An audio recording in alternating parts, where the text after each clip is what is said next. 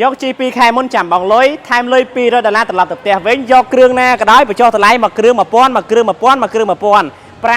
ពុកម៉ែបងប្អូនមានពណ៌ខៀវ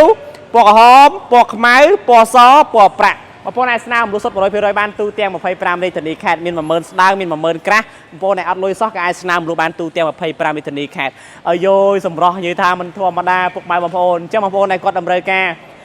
ចុះស្រែឡើងភ្នំចូលព្រៃនេះបងប្អូនណាតាកាម៉ា08ប៉ុង2ឡានលេងហើយស្រាប់មានហ្គាសមានអីហើយស្រាប់ត្រង់វែងចឹងទៀតបងប្អូនអាចចាប់អារម្មណ៍ប៉ែតតៃគិតគូចែកចៅបានហើយខាងនេះបាទពណ៌ក្រហម07បាទប៉ុង1បាទនិយាយថាឡានលះថ្មីតែម្ដងបងប្អូនដែលឆ្លាញ់ពណ៌ដែលថាពណ៌ក្រហមពណ៌ខៀវបាទអាចគិតគូមើលបានហើយកលេចមើលខាងនេះនេះតាកាម៉ាពណ៌ខ្មៅ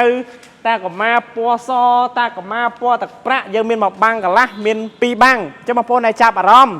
បាទតម្លៃធូតម្លៃតុនបាទសមរម្យចង់បានតែតមកបងប្អូនទាំងអស់គ្នាយកពីឥឡូវទៅជិះ2ខែមុនចាំបងលុយថែមលុយ200ដុល្លារត្រឡប់ទៅផ្ទះវិញ